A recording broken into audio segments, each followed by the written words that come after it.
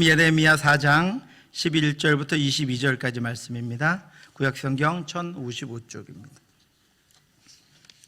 예레미야 4장 11절부터 22절까지 구약성경 1055쪽입니다.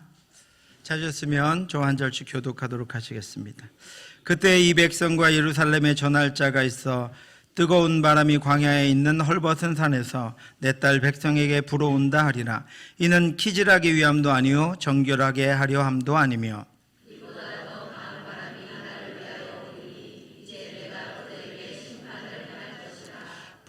보라 그가 구름같이 올라오나니 그의 병거는 회오리 바람 같고 그의 말들은 독수리보다 빠르도다. 우리에게 화 있도다. 우리는 멸망하도다 하리라.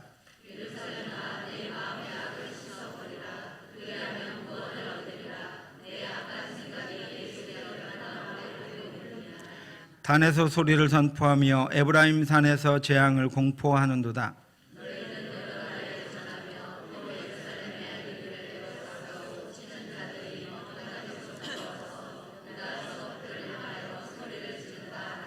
그들이 밭을 지키는 자같이 예루살렘을 애워싸나니 이는 그가 나를 거역했기 때문이니라. 여호와의 말씀이니라.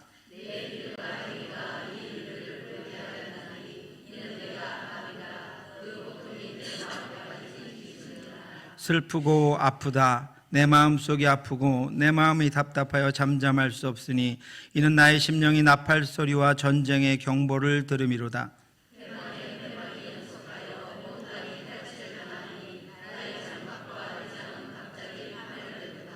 내가 저 깃발을 보며 나팔 소리를 듣기를 어느 때까지 할꼬. 내 백성은 나를 알지 못하는 어리석은 자요 지각이 없는 미련한 자식이라. 악을 행하기에는 지각이 있으나 선을 행하기에는 무지하도다.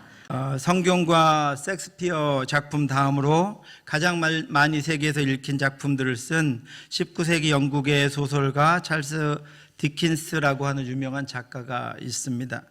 그래서 영국의 국민들은 찰스 디킨스의 가장 크고 다양한 세계를 창조한 그는 셰익스피어 다음으로 가장 위대한 영국 작가라고 평가를 합니다.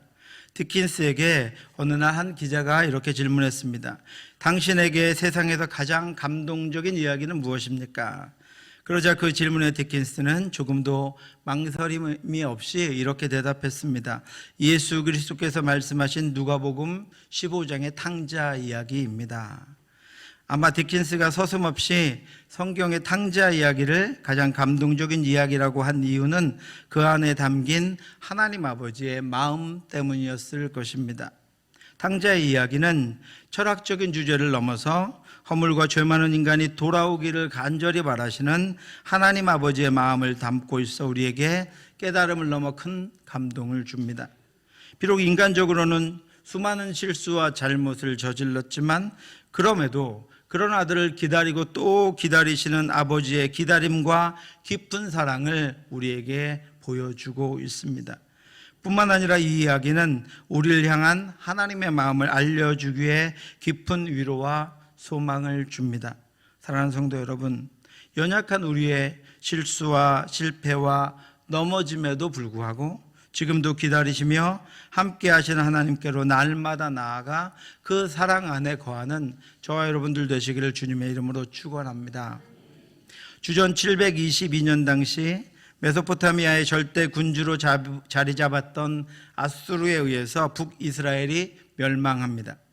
북이스라엘은 단과 베델의 우상을 위한 제단을 세우고 평민을 제사장으로 세우는 등 하나님을 떠나서 온 백성이 지속적으로 우상을 숭배했고 하나님을 두려워하지 않았습니다.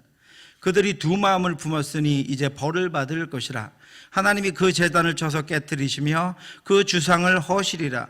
그들이 이제 이르기를 우리가 여호와를 두려워하지 아니하므로 우리에게 왕이 없거니와 왕이 우리를 위하여 무엇을 하리요 하리로다. 그런 이들을 위해 하나님은 호세아를 선지자로 세우시고 그들을 부르시고 또 부르셨습니다. 오라 우리가 여호와께로 돌아가자. 여호와께서 우리를 찢으셨으나 도로 낫게 하실 것이요 우리를 치셨으나 싸매어 주실 것입니다.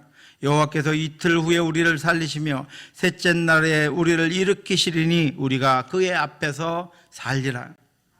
그런데 그들은 돌아가지 않았습니다.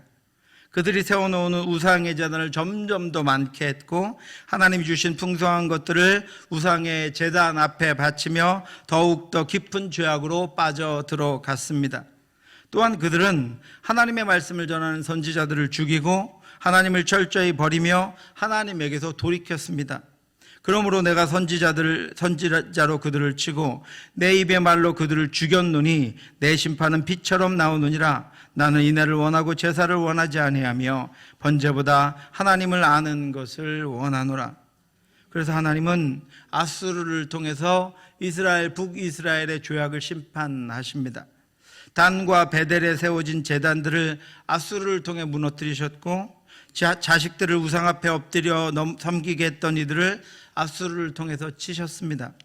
이런 역사적이고 신앙적인 교훈에도 불구하고 그나마 유일하게 신앙적인 명맥을 유지했던 남유다 또한 북이스라엘과 같이 죄의 길을 답습하고 있었습니다.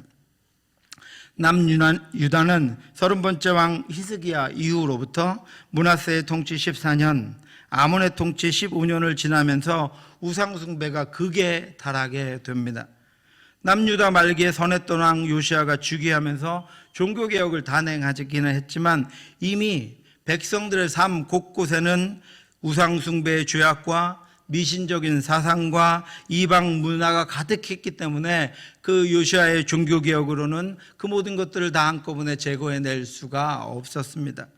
그들은 종교개혁을 통해서도 하나님께 온전히 돌아오지 않은 채 이중적인 신앙과 이중적인 삶을 지속해 나가고 있었습니다. 그래서 이스라엘 백성들은 진정한 회개와 돌이킴으로 하나님께 남유다도 나아가지 않았습니다. 그리고 요시아 왕 이후에 여호아스, 여호야긴, 시드기야, 마지막 왕이었던 시드기야의 시절을 지내면서 하나님의 심판을 받을 수밖에 없는 상태까지 이르게 됩니다. 결국 그들도 북이스라엘의 뒤를 따라가게 된 것입니다.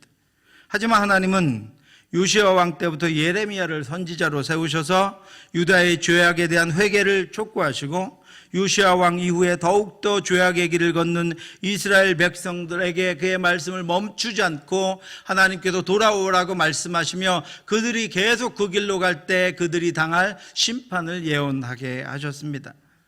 이것은 과거 아수르라는 도구를 통해 북이스라엘을 심판하셨던 것과 마찬가지로 고대 중동의 신흥 강국이었던 바벨론의 막강한 군사력을 통해 남유다를 심판하시겠다는 예언이었습니다.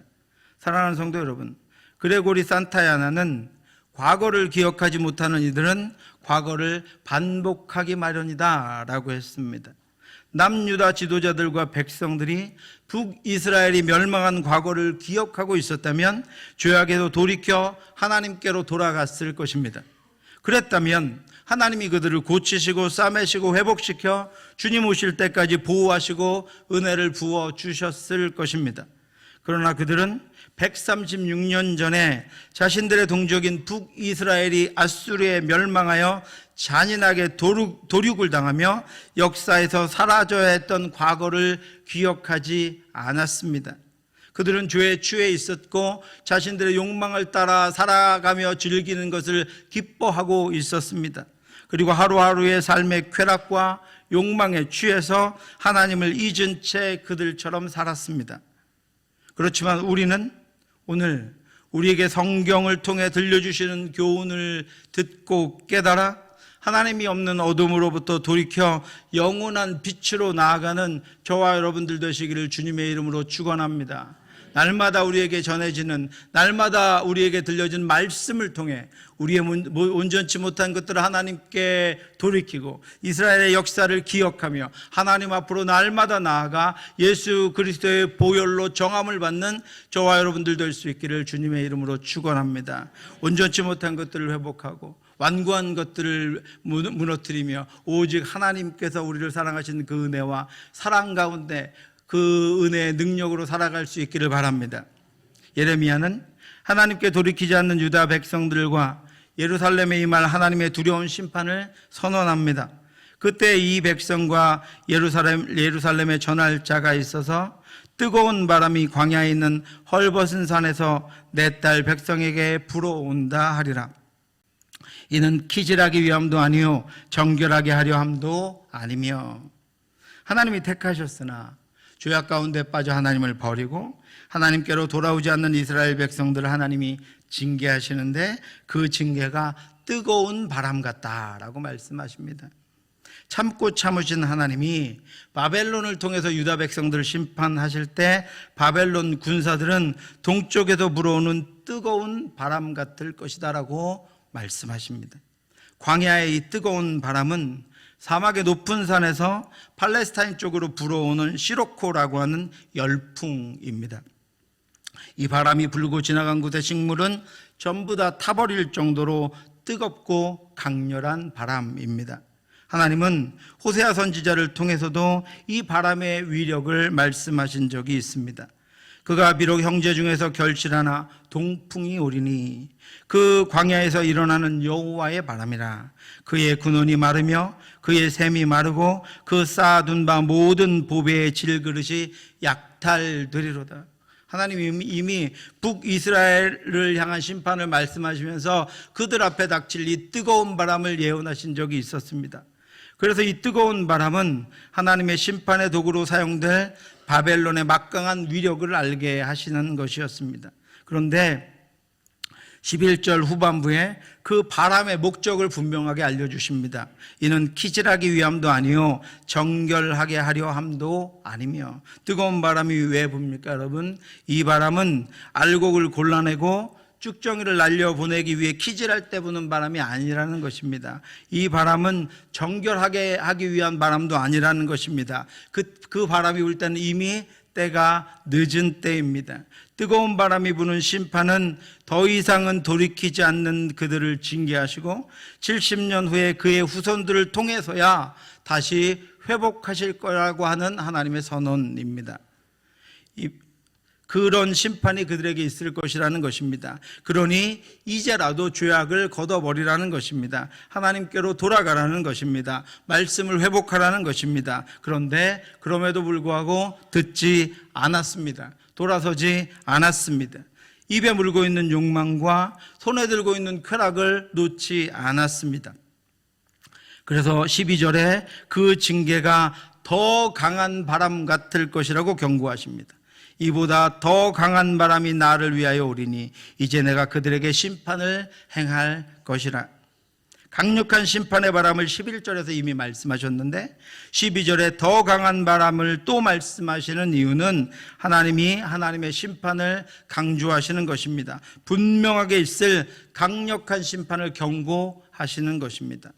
그리고 13절에는 그 징계를 구름, 회오리바람, 독수리라고 말씀하십니다. 보라, 그가 구름같이 올라오나니 그의 병거는 회오리바람 같고 그의 말들은 독수리보다 빠르도다. 우리에게 화 있도다. 우리는 멸망하도다 하리라. 예레미야는 자신을 통해 선포되는 경고의 말씀을 분명히 들으라고, 똑똑히 들으라고, 자신을 주목하라고 그들에게 세 가지 단어를 통해서 하나님의 심판과 경고를 이야기합니다. 보라, 너희가 지금 하나님의 말씀을 전하는 나를 똑똑히 보고 그 말을 똑똑히 듣고 돌이키지 않으면 하나님께 선포된 말씀을 통해 예언된 심판을 너희가 분명히 보게 될 것이다. 바벨론의 침략을 보게 될 것이다 라고 말씀하십니다. 그렇게 다시 한번 이스라엘 백성들을 부른 후에 하나님의 심판이 그들 향해 달려오는 바벨론 군사들이 구름 같고 회오리바람 같고 독수리 같을 것이라고 선언합니다. 여러분, 구름은 무엇입니까? 순식간에 만들어져서 몰려와서 비를 쏟아 붓습니다. 이것은 마치 바벨론 군사의 일사불란함과 심판의 긴박함을 나타내는 단어입니다. 회오리바람은 무엇입니까? 당시에 가장 강력한 무기였던 병거, 즉 말이 끄는 전차들을 나타내는 것입니다. 가나안 땅의 수많은 성읍들은 전차를 당해낼 방어무기를 가지고 있지 못했습니다. 바벨론의 전차들은 순식간에 강력한 힘으로 그래서 유다를 무너뜨리게 될 것입니다. 독수리는 빠른 속도를 의미합니다. 순식간에 목격한 먹이를 채가는 독수리처럼 바벨론은 결코 실패하지 않을 것이고 많은 시간이 걸리지 않을 것이라는 말씀입니다. 이 심판으로부터 방어하거나 벗어날 수 있는 방법은 없습니다. 불가능합니다. 그때가 되면 순식간에 조금도 망설임 없이 하나님이 그들의 죄악을 제거하시기 위해 죄를 품고 살아가는 이들을 징계하실 것입니다. 그런 여러분 어떻게 해야 합니까? 말씀을 들은 즉시 하나님께 돌아와야 합니다.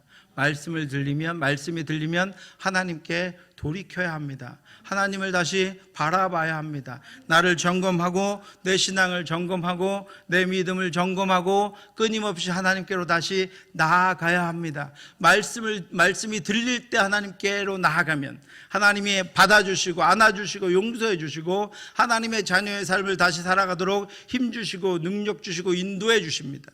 그런데 이미 바람이 불어버리면 하나님의 심판이 임하면 그때는 헤아릴 수 없습니다. 죽음이 그 앞에 닥쳐서 이 땅 가운데 삶이 끝나면 더 이상은 돌이킬 수 없다라고 하는 것입니다. 사랑하는 성도 여러분, 날마다 말씀이 들려질 때 정신을 차리고 깨어 하나님께로 돌아가는 저와 여러분들 되시기를 주님의 이름으로 축원합니다.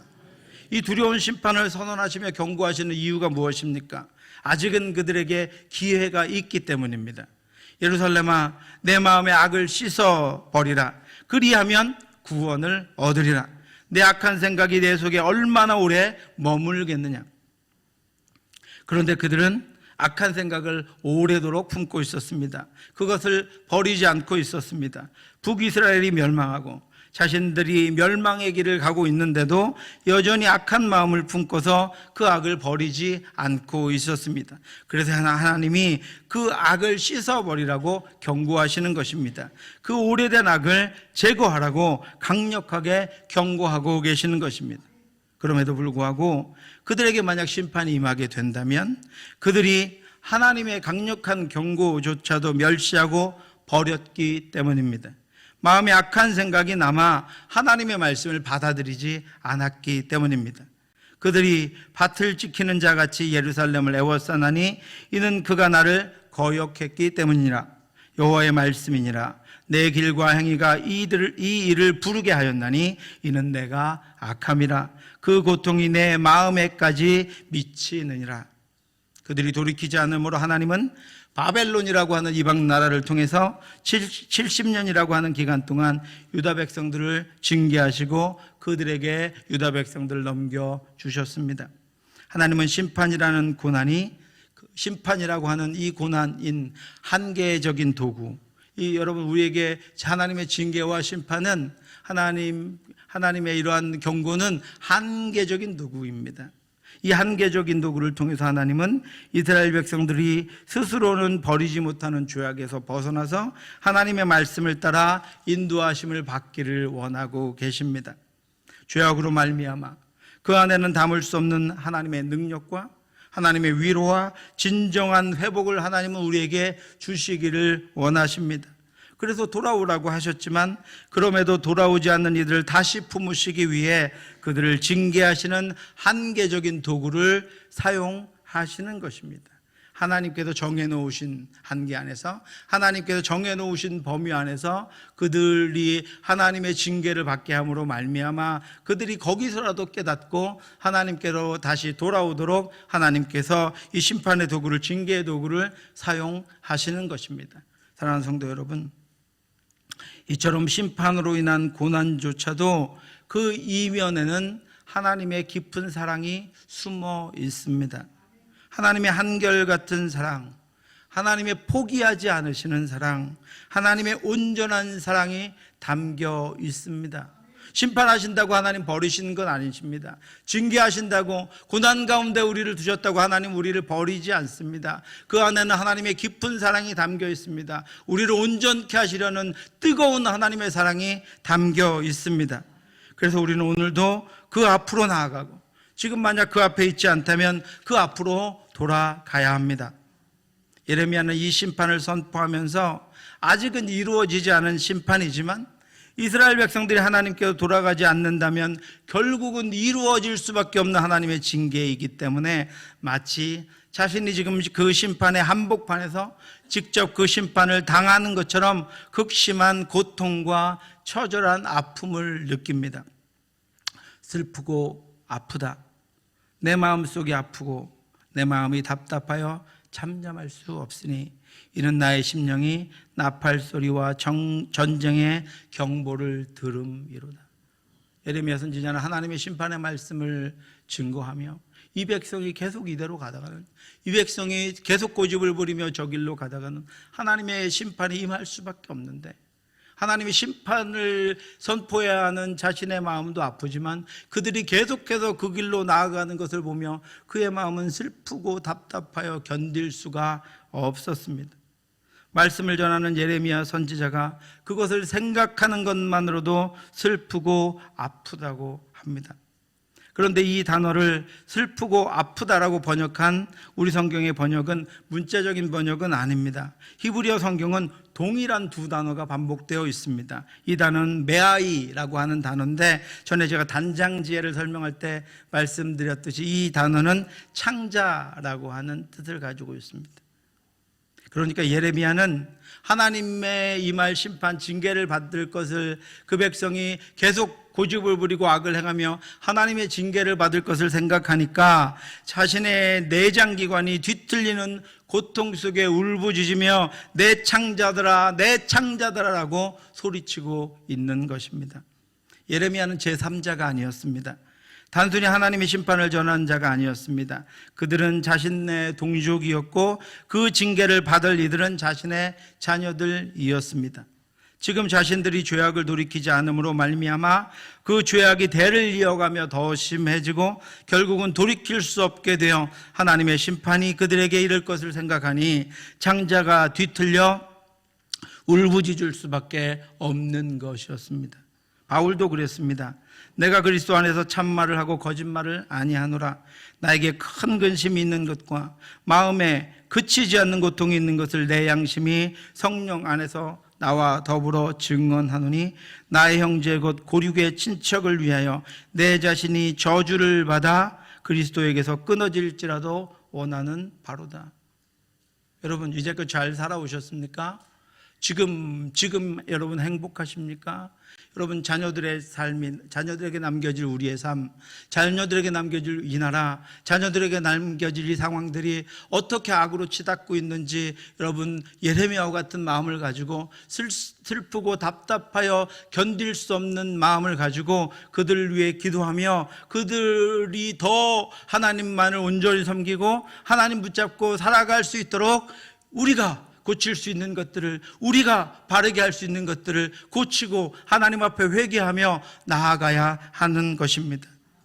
그런데 여러분, 이 마음은 저들의 마음이 아니라 하나님의 마음이었습니다. 예레미야와 바울의 마음이 아니라 우리에게 이 슬프고 답답한 마음을 주신다면 우리의 마음이 아니라 그것이 곧 하나님의 마음입니다. 택하여 구원하신 하나님의 자녀들이 하나님이 기뻐하시는 길로 가지 아니하고 하나님을 배반하며 하나님 없는 것들을 행하며 하나님 아닌 것들을 섬기는 것을 볼 수 없는 하나님의 답답한 마음이었습니다. 하나님의 말씀을 듣고 깨닫고 예레미야가 그것들을 선포하게 되었을 때 그들이 하나님의 마음을 품게 된 것입니다. 하나님의 마음이 그들에게 전달되었기에 그들이 생명을 바쳐 복음을 전할 수 있었고 그들이 먼저 자신의 동족과 민족을 위하여 아파하며 기도할 수 있었고 죄악에 파묻힌 이들에게 수치와 모욕을 당하면서도 회개를 촉구하며 하나님께 돌아오라고 소리쳐 외칠 수 있었습니다.